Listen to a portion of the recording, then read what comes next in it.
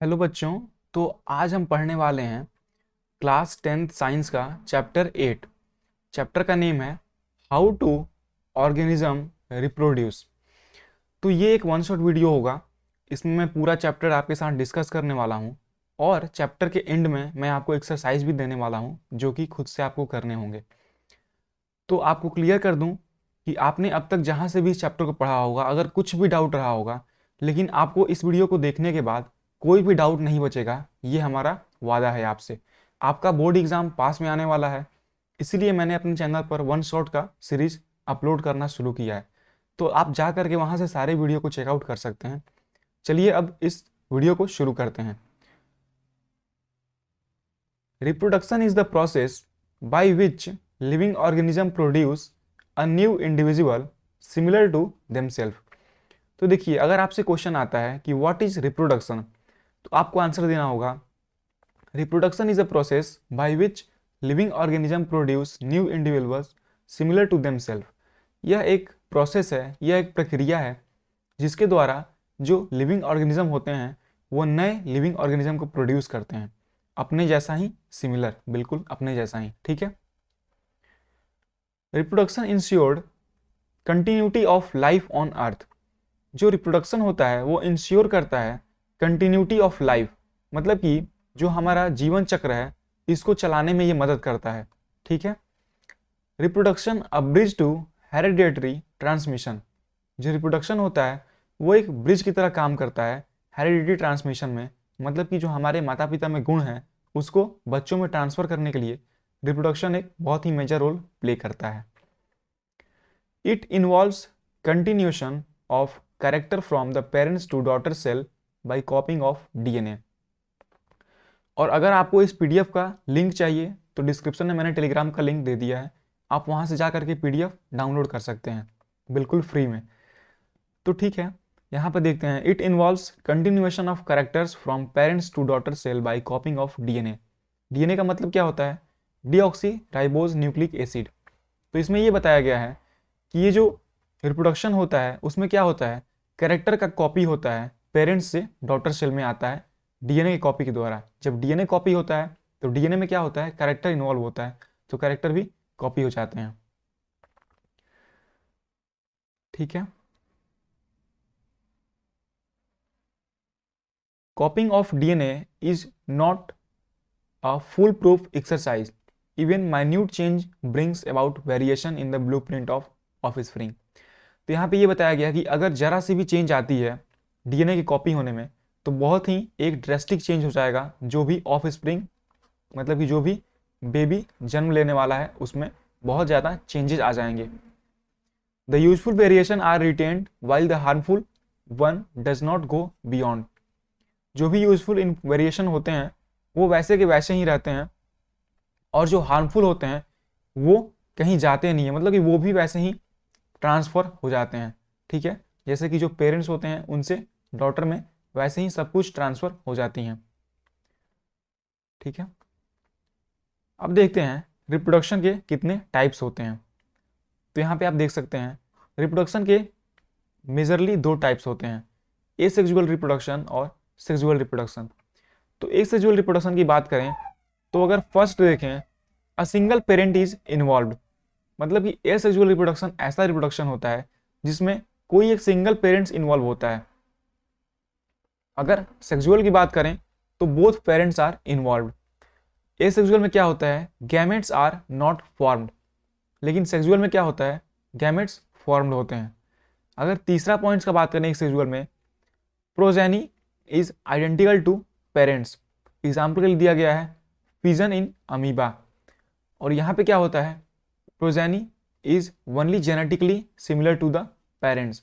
तो देखिए, प्रोजेनी मतलब कि जो भी बेबी जन्म लेने वाला है वो क्या होगा, एकदम आइडेंटिकल होगा अपने पेरेंट्स की तरह, मतलब अपने माता या पिता की तरह बिल्कुल एक समान दिखने वाला जैसा होगा। लेकिन सेक्सुअल में क्या होता है, सिर्फ जेनेटिकली सिमिलर चीज़ें आती हैं, मतलब कि सिर्फ जीन जो होते हैं वो सिमिलर होते हैं।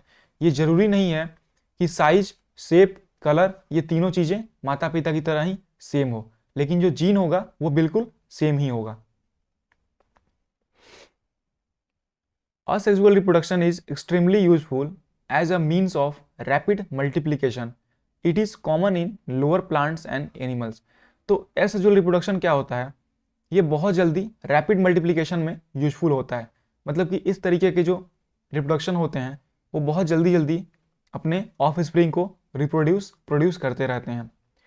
Different from asexual reproduction. जो फर्स्ट पॉइंट है वो है fission. The parent cell divides और splits into two daughter cells, ठीक है, तो उसको बाइनरी फिजन बोलेंगे।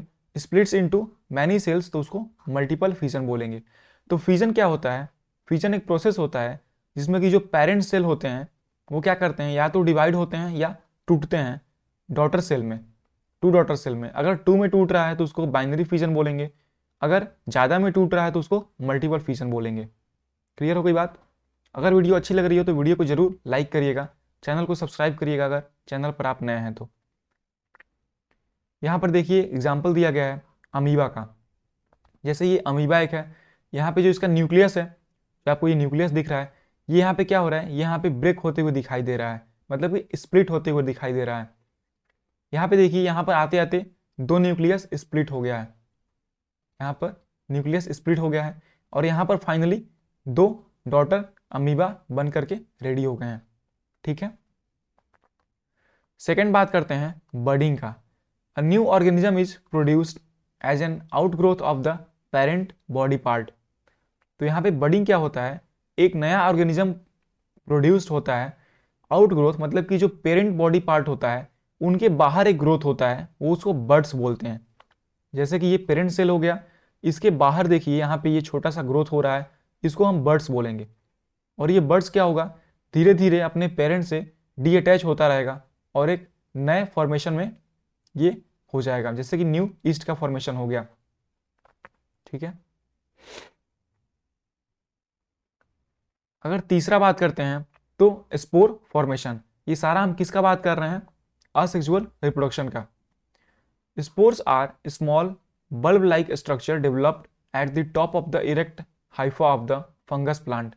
तो जो स्पोर्स होते हैं बहुत ही छोटे होते हैं, बल्ब लाइक स्ट्रक्चर मतलब कि बल्ब के आकार के होते हैं, और ये डेवलप कहाँ पे होते हैं, top of the fungus plant. देखिए ये जो है ये स्पोर्स हैं, यहाँ पे आपको दिख रहा होगा ये क्या है, ये स्पोर्स हैं। ठीक है, and release into the air and germinates. और ये क्या होते हैं, एयर में रिलीज करते हैं और जर्मिनेट मतलब कि बढ़ने लगते हैं into new individuals after landing on the food और सॉइल। और ये क्या होता है, जैसे ही एयर में ये रिलीज होता है तो क्या करता है कि फूड और सॉइल से अटैच होकर के न्यू इंडिविजुअल का प्रोड्यूस कर देता है। चौथा बात करते हैं fragmentation. It is the accidental process when the broken piece of organism fragments grow into a complete organism. तो फ्रेगमेंटेशन क्या होता है, ये एक एक्सीडेंटल प्रोसेस होता है जिसमें क्या होता है कि मान लीजिए स्पाइरोगायरा है, अगर ये बीज से टूट गया, तो ये एक पार्ट बन गया और ये दूसरा पार्ट बन गया। तो अब जो ये अलग अलग पार्ट बने हैं ये क्या बनेंगे, ये न्यू स्पाइरोगायरा का फॉर्मेशन कर लेंगे। जैसे कि यहाँ पे फिगर में दिखाया गया है, ये देखिए यहाँ पे स्पाइरोगायरा है, ये फ्रेगमेंट में टूट गया है, दो फ्रेगमेंट में टूट गया है। अब ये दोनों क्या होंगे, ये न्यू स्पाइरोगायरा का फॉर्मेशन कर लेंगे। ठीक है, पांचवा नंबर का पॉइंट है रीजनरेशन। तो नाम से क्लियर हो रहा होगा, री मतलब दोबारा और जनरेशन मतलब कि उत्पन्न होना या फिर जन्म लेना। When the simple animal like Hydra planaria develops a new individual from their broken older part is known as regeneration। मतलब कि जब सिंपल एनिमल लाइक हाइड्रा और प्लेनेरिया, ये एग्जाम्पल्स हैं एनिमल्स के, इनसे क्या होता है कि इनके जो बॉडी पार्ट्स होते हैं, ओल्डर बॉडी पार्ट्स, वो टूटते रहते हैं और उन टूटे हुए पार्ट्स से एक नए नए ऑर्गेनिज्म का रिजनरेशन होता है। जैसे कि देखिए यहाँ पे प्लेनेरिया है, ठीक, तो जो प्लेनेरिया का ये जो पार्ट है ये तीन पार्ट में डिवाइड हुआ है, यहाँ पे और यहाँ पे। अब जो ये पार्ट है ये एक नया प्लेनेरिया बन गया, ये एक नया बन गया और ये पार्ट एक नया बन गया। ठीक, वही बात करें अगर हाइड्रा का, तो यहाँ भी देखिए ये तीन पार्ट में डिवाइड हुआ है और ये जो है वो नया हाइड्रा बना है और ये भी नया हाइड्रा बना है और ये एक नया हाइड्रा का फॉर्मेशन किया है, तो इसको क्या बोलेंगे, रीजनरेशन बोलेंगे। ठीक है, इसको रीजनरेशन बोलेंगे। अब नेक्स्ट पॉइंट की बात करते हैं, वेजिटेटिव प्रोपोगेशन। तो वेजिटेटिव प्रोपोगेशन क्या होता है, a mode of reproduction in which part like stem, root, leaves develop into new plant under favourable condition. तो ये भी एक मोड ऑफ रिप्रोडक्शन, मतलब रिप्रोडक्शन का एक तरीका है जिसमें क्या होता है कि जो तना, रूट या पत्तियां होती हैं वो एक न्यू प्लांट में डेवलप हो जाती हैं अंडर सुटेबल कंडीशन। इसके बेनिफिट्स क्या क्या होने वाले हैं, तो जो पहला बेनिफिट्स है, plants can bear flowers fruits earlier than those produced from the seeds. ठीक है, जो प्लांट्स होंगे वो जल्दी ही फ्लावर और फ्रूट्स को, मतलब फूल पत्ती को ले लेंगे अर्लियर देन, मतलब कि पहले सीड्स से। अगर आप बीज लगाते हैं, बीज जब तक ग्रो करेगा, वो पेड़ बनेगा, तब तक क्या करेंगे, ये फ्रूट्स को देने लगेंगे। सेकेंड पॉइंट्स क्या है, growing banana, orange, rose, jasmine that have lost the capacity to produce seeds. देखिए जैसे कि केले का वृक्ष हो गया, संतरा, गुलाब और जैस्मीन, ऐसे को क्या करते हैं हम, ग्रो करते हैं इस प्रोपोगेशन, वेजिटेटिव प्रोपोगेशन के थ्रू। तो ऐसे क्या करते हैं जो कि अपना सीड्स प्रोड्यूस करना खो चुके हैं, मतलब ऐसे जो प्लांट्स होते हैं वो अपनी कैपेसिटी को लॉस कर देते हैं सीड्स को प्रोड्यूस करने की। थर्ड देखते हैं, genetical similarity is maintain into plants. और थर्ड क्या इसका बेनिफिट है कि जो जेनेटिकली सिमिलैरिटी है वो नए प्लांट में भी मेंटेन रहता है। ठीक है, एग्जाम्पल के लिए देखते हैं, शुगर कैन, रोज और बाकी आप देख सकते हैं। लेयरिंग और ग्राफ्टिंग दो इसमें प्रोसेस होता है। अब बात करते हैं सेक्सुअल रिप्रोडक्शन का।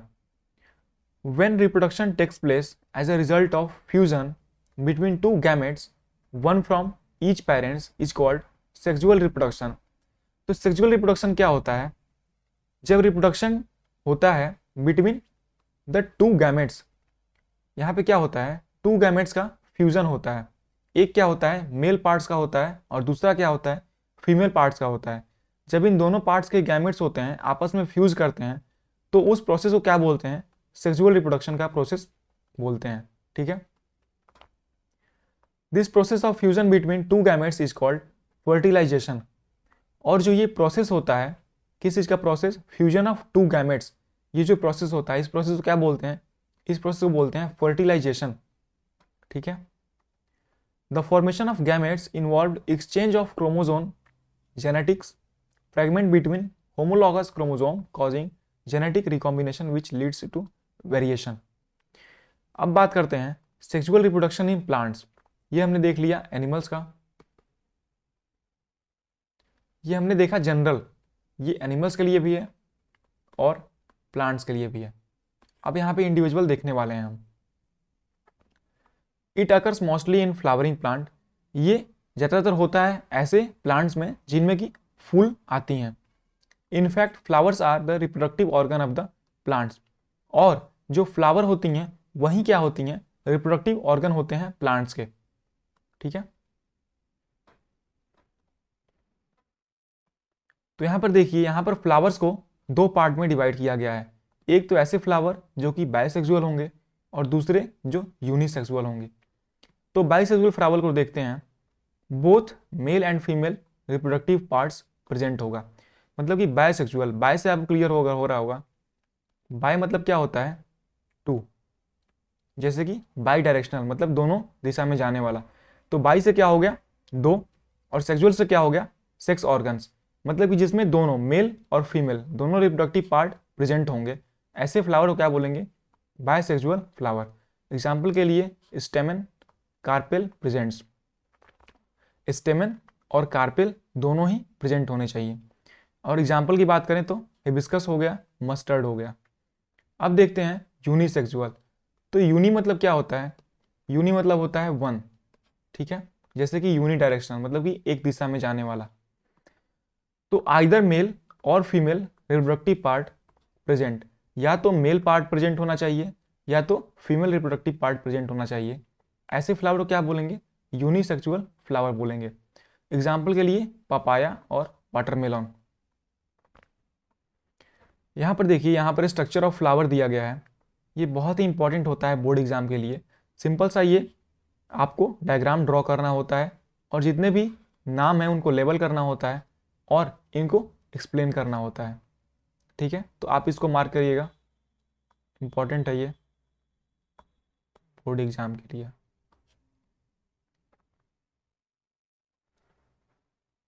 A typical flower consists of 4 main holes, namely calyx जिसको कि सेपल बोलते हैं, कोरोला जिसको कि पेटल्स बोलते हैं, एंड्रोशियम जिसको स्टेमन्स बोलते हैं, और गाइनोसियम जिसको कि कार्पेल्स बोलते हैं।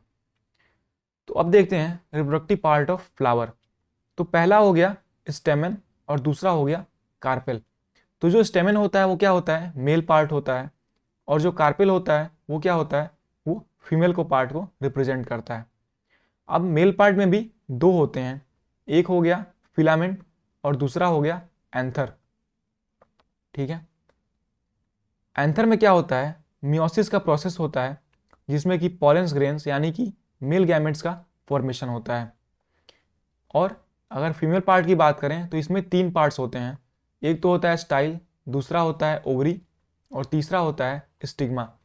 तो ओवरी में क्या होता है, एग सेल्स का फॉर्मेशन होता है जिसको कि ओव्यूल भी बोला जाता है। Pollen grains of flower transfer to stigma of the carpels of same flower, self-pollination, or to the carpel of another flower, cross-pollination। तो यहाँ पे देखिए क्या बोला गया है, जो पॉलन ग्रेन होते हैं मतलब कि जो बीज होते हैं फ्लावर के, वो क्या होते हैं, ट्रांसफर होते हैं sigma of the carpel, stigma of the carpel of same flower. तो स्टिग्मा से कहाँ पे ट्रांसफर होते हैं, कार्पेल से। मतलब कि स्टिग्मा क्या है, मेल पार्ट है, मेल पार्ट से कहाँ ट्रांसफर होते हैं, फीमेल पार्ट में ट्रांसफर होते हैं।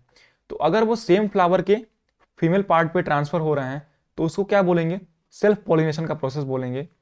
और अगर वो दूसरे किसी फ्लावर्स के फीमेल पार्ट पे ट्रांसफर हो रहे हैं तो उसको क्या बोलेंगे, क्रॉस पॉलिनेशन बोलेंगे। तो आप यहाँ से याद कर सकते हैं, सेल्फ मतलब कि स्वयं, मतलब कि सेम, और यहाँ पे क्रॉस मतलब किसी डिफरेंट फ्लावर के वो कार्पेल पे ट्रांसफर होगा तो उसको क्या बोलेंगे, क्रॉस पॉलिनेशन बोलेंगे। This transfer of pollens is achieved by agent like wind, water, air. तो ये जो पॉलेंस का ट्रांसफर होता है एक फूल से दूसरे फूल पे, ये किसके थ्रू हो सकता है, या तो हवा के थ्रू हो सकता है। मान लीजिए हवा चली, एक फूल से क्या हुआ, पॉलन ग्रेन ट्रांसफर हो गया दूसरे किसी फूल पे, वहां पे जाकर के चिपक गया। उसके बाद वाटर से हो सकता है और एनिमल से हो सकता है। जैसे कि एनिमल से कोई अगर इंसेक्ट्स है वो वहां पर अगर बैठा और उसके किसी बॉडी पार्ट्स में ये चिपक गया, अगर वो इंसेक्ट उठ करके किसी दूसरे फूल पर बैठता है और वहां पर जाकर के ये रिलीज कर देगा। ठीक, after pollination the pollen grain reaches to egg cell in the form of pollen tubes.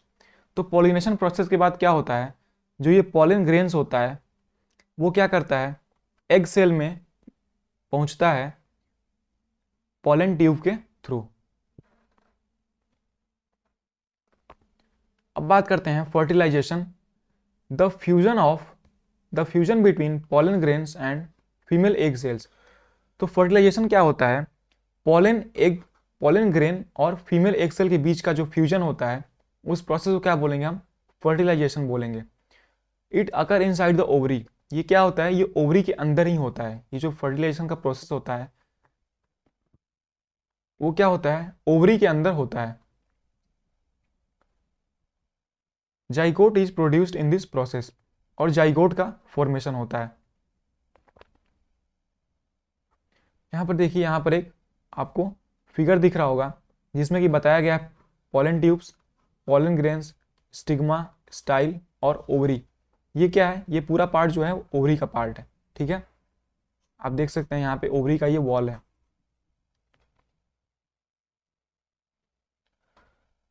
Zygotes divides several times to form an embryo within the ovule.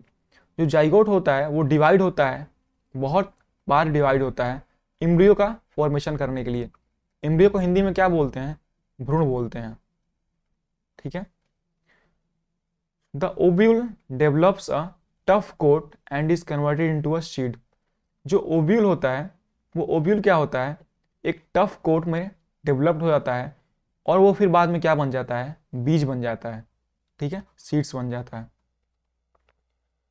Ovary grow rapidly and ripens to form a fruit. जो ovary होता है, वो ovary क्या होता है, बहुत ही तेजी से बढ़ता है और ripens to form a fruit, और फल बनने के लिए वो पकने लगता है। राइपन्स मतलब क्या होता है, पकना। मतलब अगर आपसे कोई पूछे कि जो फल बनता है वो कौन सा पार्ट होता है, तो आपको क्या बोलना होगा, ओवरी। जो हम फल खाते हैं वो कौन सा पार्ट होता है, ओवरी होता है। यही ओवरी क्या होता है, पक करके फल बन जाता है। While the seeds contain the future plant or embryo which develops into the seedling under the suitable condition, this process is known as germination। ठीक है, अब बात करते हैं रिप्रोडक्शन इन ह्यूमन बींग का। तो अभी तक हमने देख लिया रिप्रोडक्शन इन प्लांट क्या था, अब हम देखने वाले हैं reproduction in human. Humans uses sexual mode of reproduction. जो ह्यूमन बींग होते हैं वो सेक्सुअल मोड ऑफ रिप्रोडक्शन को यूज करते हैं अपने कंटिन्यूटी ऑफ लाइफ प्रोसेस को आगे बढ़ाने के लिए। It needs sexual maturation which includes creation of germ cells like egg, जो कि फीमेल में होता है, इन the female, and sperm in the male partner. और मेल पार्टनर में क्या होता है, स्पर्म का फॉर्मेशन होता है। And this period of sexual maturation is called puberty. और जो ये पीरियड होता है जिस टाइम पे फीमेल में एग का फॉर्मेशन हो रहा होता है और मेल पार्टनर में स्पर्म का फॉर्मेशन हो रहा होता है, इस पीरियड को क्या बोलेंगे, इस पीरियड को बोलते हैं प्यूबर्टी का प्रोसेस। मतलब प्यूबर्टी एक टाइम प्रोसेस होता है, एक टाइम होता है। Human beings have well developed male and female reproductive system. जो ह्यूमन बींग होते हैं इनके पास अलग अलग मेल और फीमेल रिप्रोडक्टिव सिस्टम मौजूद होते हैं। The formation of male germ cells, जिसको कि स्पर्म बोलते हैं, takes place in the testis, male reproductive organ. तो जो स्पर्म होता है, मतलब कि जो मेल का रिप्रोडक्टिव जर्म सेल होता है, वो कहाँ पे बनता है, वो टेस्टिस में बनता है। और टेस्टिस को हम क्या बोलते हैं, male reproductive organ. Actually a pair of testis are located inside the scrotum situated outside the abdominal cavity. जो टेस्टिस होता है, ये टेस्टिस क्या होता है, ये पेयर में होता है, मतलब कि दो टेस्टिस होती हैं और ये कहाँ पे लोकेट की हुई होती हैं, ये स्कॉर्टम में होती हैं, ठीक है, जो कि एब्डोमिनल कैविटी के बाहर मौजूद होता है। It is mean to keep relatively a low temperature needed for the production of sperm by testis. और स्पर्म का फॉर्मेशन के लिए जो टेस्टिस का टेम्परेचर होना चाहिए वो क्या होना चाहिए, लो होना चाहिए, तभी स्पर्म का प्रोडक्शन हो पाता है। Moreover testis releases a male sex hormones called testosterone. और जो टेस्टिस होता है वो मेल सेक्स हार्मोन्स को रिलीज करता है, उसको क्या बोलते हैं, टेस्टोस्टेरोन बोलते हैं। उसका फंक्शन क्या होता है, पहला फंक्शन होता है regulate the production of sperm. ये प्रोडक्शन ऑफ स्पर्म मतलब कि स्पर्म बनने की प्रक्रिया को रेगुलेट करता रहता है। दूसरा क्या होता है function, brings about change in appearance scenes in boys at times of puberty. Puberty के समय जो लड़कों में जो चेंजेस देखने को मिलते हैं, मतलब कि जो बाहरी चेंज और जो भीतरी चेंज होते हैं, उनमें भी ये जो हार्मोन होता है वो बहुत बड़ा रोल प्ले करता है। अब वो चेंज कुछ भी हो सकते हैं, जैसे कि दाढ़ी का आना, मूछ का आना, या फिर अचानक से लंबाई का बढ़ना, ठीक है।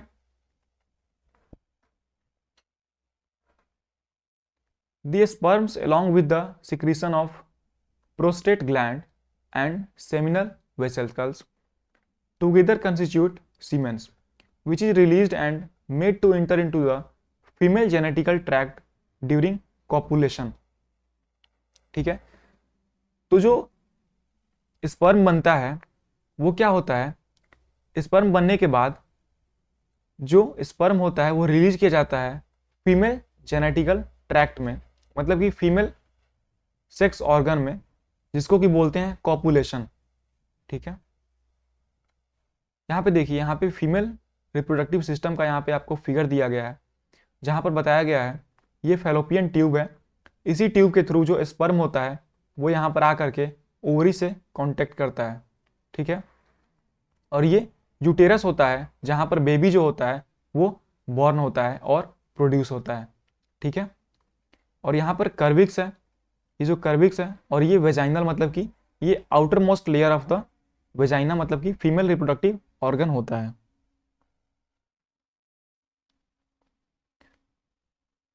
द फीमेल जर्म सेल्स और eggs are made into the ovary. जो फीमेल के सेक्स ऑर्गन्स होते हैं जो कि एग्स का फॉर्मेशन करते हैं वो कहाँ पे होता है, ओवरी में होता है।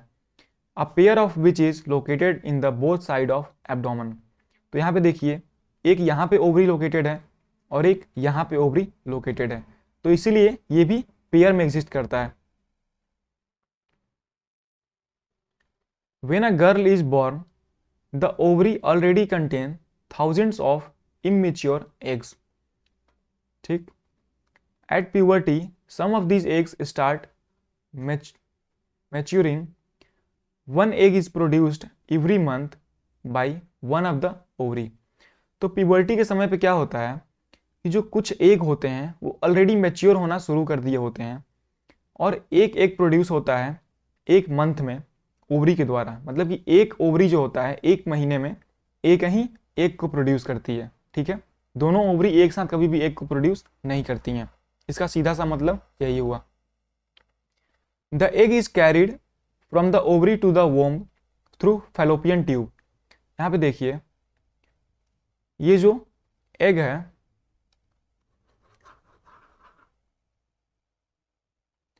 ये जो एग है ये क्या होता है, ये फैलोपियन ट्यूब से होते हुए यहाँ पे ओम्ब में आता है, ठीक है।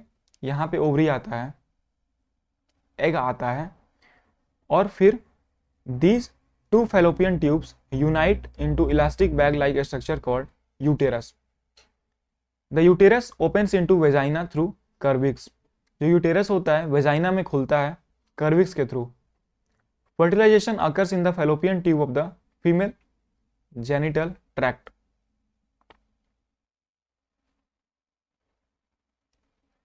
The fertilized egg, also called zygote, get implanted into lining of the uterus.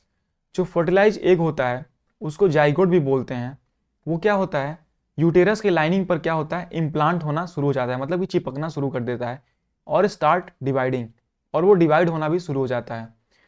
Actually uterus is richly supplied with blood to nourish the growing एम्ब्रियोई।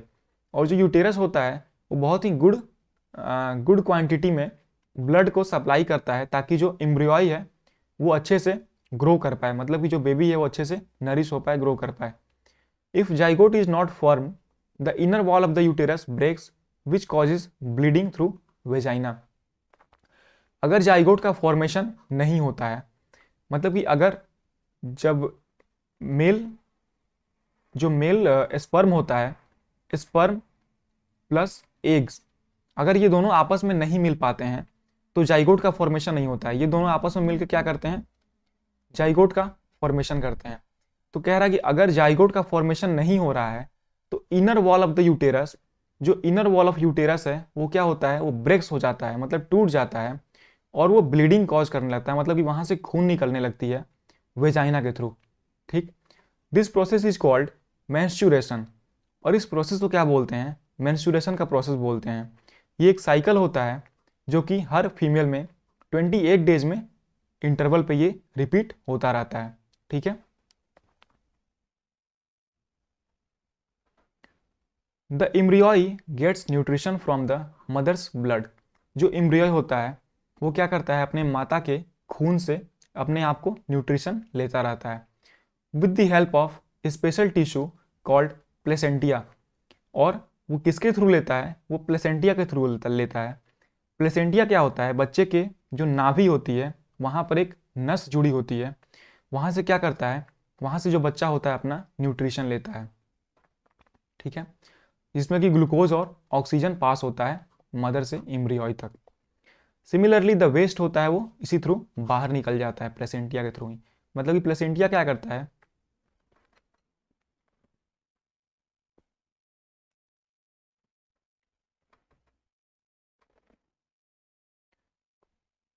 प्लेसेंटिया क्या करता है, जो न्यूट्रिशन होता है वो बेबी को प्रोवाइड करता है, और बेबी से जो वेस्ट मटेरियल होता है उसको बाहर निकालने का काम प्लेसेंटिया करता है। The child is born as a result of rhythmic contraction of muscles in the uterus after 9 months and developed inside the mother's wombs. It is also called gestation period.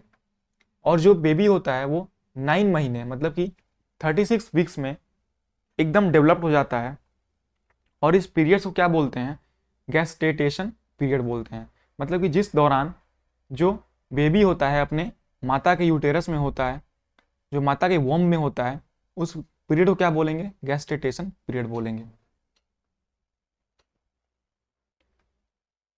The sexual cycle in the women continue into up to the age of 45 to 40 years.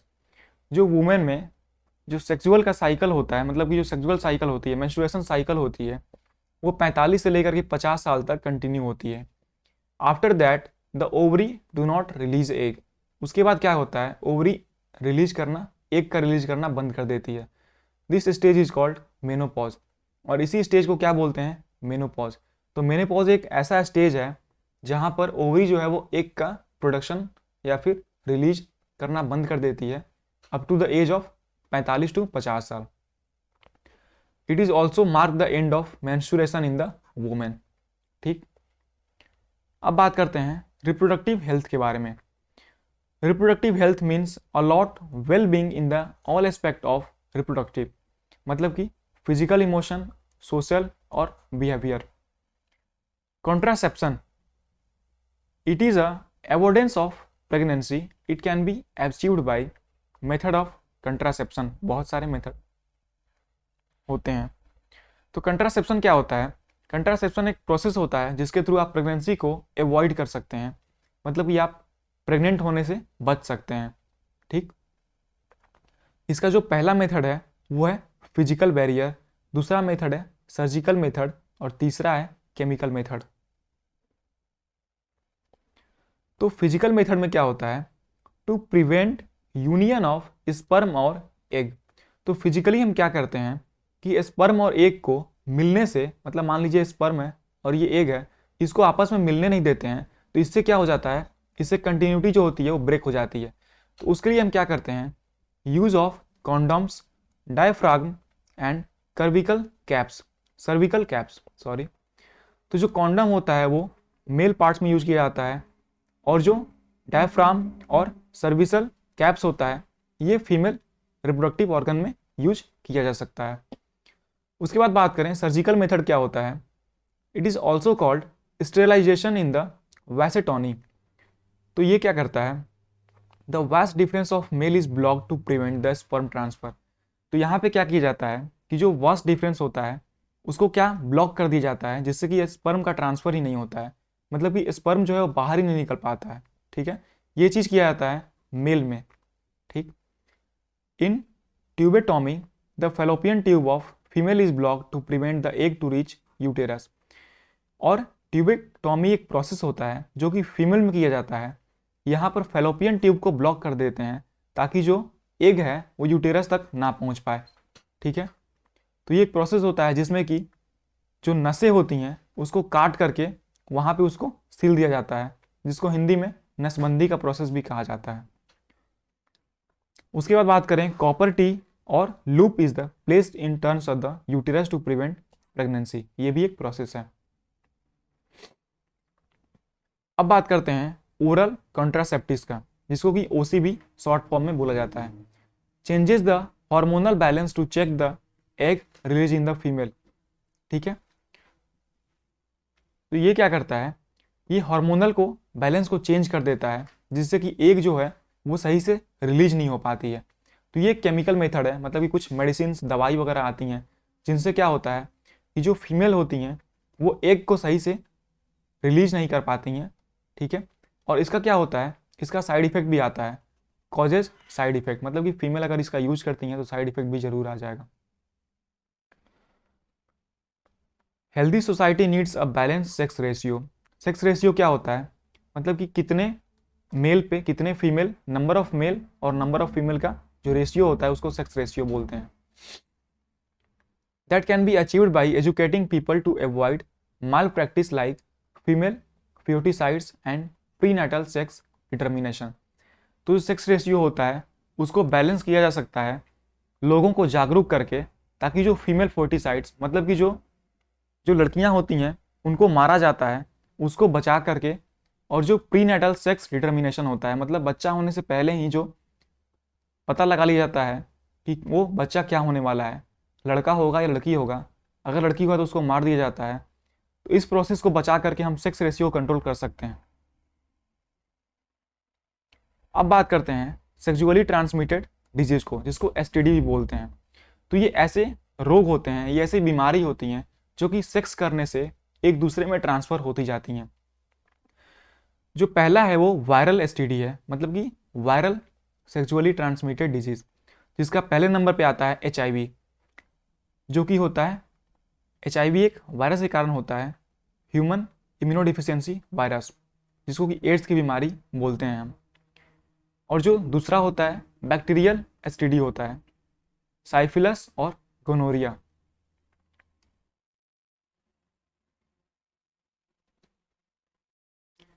तो ये रहा हमारा पूरा का पूरा chapter. यहाँ पे आपको एक्सरसाइज दिया गया है जिसमें कि क्वेश्चंस आपको देख सकते हैं। ये 1 मार्क के क्वेश्चन है, यहाँ पे 2 मार्क के क्वेश्चन दिए गए हैं, ठीक है। तो आप इस क्वेश्चन को सॉल्व करिएगा खुद से कॉपी में। जो भी यहाँ पे सिंपल सिंपल क्वेश्चंस हैं, जैसे कि बायसेक्सुअल क्या होता है, suitable condition for seeds germination क्या होती हैं, तो इन क्वेश्चन को आपको सॉल्व करना है। और जो भी क्वेश्चन में डाउट आएगा आप कमेंट सेक्शन में जरूर पूछ सकते हैं। और जो पीडीएफ से मैं पढ़ा रहा हूँ, इसका अगर आपको पीडीएफ चाहिए तो डिस्क्रिप्शन में टेलीग्राम का लिंक है, वहाँ पे आप जा करके ज्वाइन हो सकते हैं, और वहाँ पे सारे लेक्चर का आपको पीडीएफ नोट्स प्रोवाइड कराया जाएगा। तो आपको वीडियो कैसा लगा कमेंट सेक्शन में जरूर बताइएगा, और आप अगला वीडियो किस टॉपिक पर चाहते हैं ये भी आप कमेंट करके बता सकते हैं। और अगर आप चैनल पर नए हैं, चैनल को सब्सक्राइब जरूर कर लें, और वीडियो को लाइक करें, शेयर करें और कमेंट करें। धन्यवाद।